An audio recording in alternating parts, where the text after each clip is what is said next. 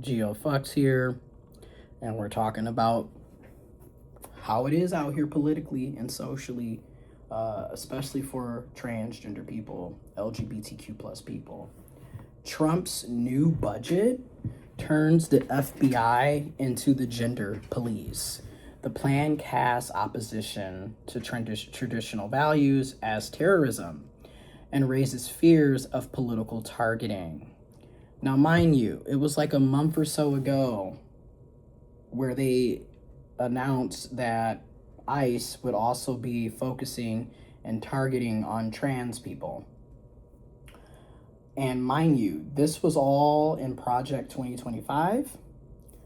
I did a whole video about Project 2025 a few different times. I probably will do more videos in the very near future because a lot of people are like, I can't believe what's going on. Oh my God. What? Mind you, this was already written and talked about, and people still decided to either act like it wasn't going to happen, not vote, or vote for Trump anyways. So a lot of the information and the things that are being enacted have been planned for years and have been out there for years. So yeah, but let's get to the article here, okay? A new budget proposal from the Trump administration seeks to increase federal counterterrorism funding, targeting what is described as domestic terrorism, including a focus on gender extremism. President Donald Trump submitted a fiscal year 2027 budget request to Congress earlier this month, seeking a $166 million increase for the Federal Bureau of Investigation counterterrorism efforts. The proposal pairs the funding increase with language urging federal authorities to scrutinize ideological movements the administration casts as threats to national security. The proposal claims that anti-Americanism, anti-capitalism, anti-Christianity constitute emerging national security concerns. It includes domestic terrorists who practice extremism on migration, race, and gender, or who oppose traditional American views on family, religion, and morality. Now, this is really, again, Trump and his administration have been taking away our freedoms and rights this entire time. They have been dismantling our U.S. Constitution and our constitutional rights. And also, how is this, again, not a clear violation of the First Amendment? We have the right to the freedom of speech, freedom of expression, the right to assemble and protest. These are our constitutional rights. We do not have to agree with you on religion, on gender, on race, on sexuality. And you don't get to call us anti-American because we're not sitting up here supporting white supremacists, racist, misogynistic, homophobic, transphobic bigots. Not to mention, Christianity is not the USA's religion. Hate to break it to you. Not to mention, traditional American views, a.k.a. white, cisgendered, heterosexual, with lots of money and lots of, sexual assault, abuse, rape, incest, things of that nature taking place. Those are the traditional values, right? Coming from the man that literally has how many kids from various different women, how many marriages, how many mistresses, coming from the man that is a rapist and pedophile. Yeah, you want to talk about being a traditional, well, you know what? That is traditional American values. Okay. The Heritage Foundation wants transgender people and allies designated as terrorists. And the Heritage Foundation is the architect of Project 2025 of 25. Okay. And again, I'm a terrorist because I was born intersex and I identify as an intersex trans man. I'm a terrorist because I don't support white supremacy, because I don't support racism. Wow. But the numerous mass shooters that are typically white cisgendered males, they're not terrorists though, right? Even though they're the ones that are shooting up entire, elementaries, high schools, churches, grocery stores, hospitals, yeah. Running people over with their cars, you know, raiding the Capitol. They're not terrorists, though. Okay. Under the proposal, addressing those categories would become stated priority for FBI counterterrorism spending. The budget also calls for creating a new federal hub to address political violence in America, which it positions as focused in part of leftist ideology. Even though last year we had a lot of political violence that was actually right-wing ideology that allowed a Democratic elected official to be murdered, herself, her husband, and the family's dog. Do you all remember that? Oh, so much has happened. That was literally a year ago just about now. And where was this conversation about political violence at?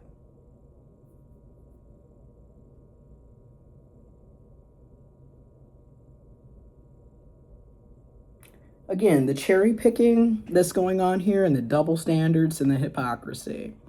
Okay.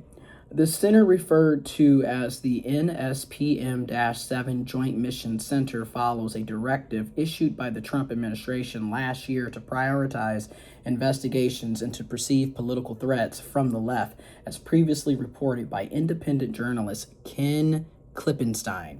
Civil liberties advocates have warned that the approach risks conflating political dissent with national security threats, which, mind you, we have the right to have political dissent. Dissent is actually patriotic. Several public interest groups, including the American Civil Liberties Union, ACLU, have raised concerns that the policy would target Americans based on their beliefs, which, again, do we not have the First Amendment? And again, that would mean anybody that is outwardly, publicly LGBTQ plus, trans, if you're a cis person and yet you are very gender fluid, right? So for example, a lot of you cis males who like to get your nails done, have long hair, you would be considered a terrorist. Think about it. Okay, a lot of you cis women who have short haircuts or straight up bald fade, high top fades, you would be considered a terrorist. Ain't that something? Okay, it's just wild, right? Quote, NSPM-7 is a deliberate attempt to sow fear and intimidate and silence opposition of the president's abuses. Hina Shamsi, director of the American Civil Liberties Union National Security Project, wrote in October of 2025, so basically 6.5 months ago. The proposal now moves to Congress, where lawmakers will negotiate spending levels ahead of the federal budget deadline of October 1st, 2026. So again, we're going to be potentially targeted and listed as terrorists because I have a YouTube channel discussing my experiences as an intersex trans man. And again, all of this attention on trans people, meanwhile, your president is a rapist and a child molester and a pedophile. Your government is in cahoots with rapists, child molesters, pedophiles, human and sex traffickers.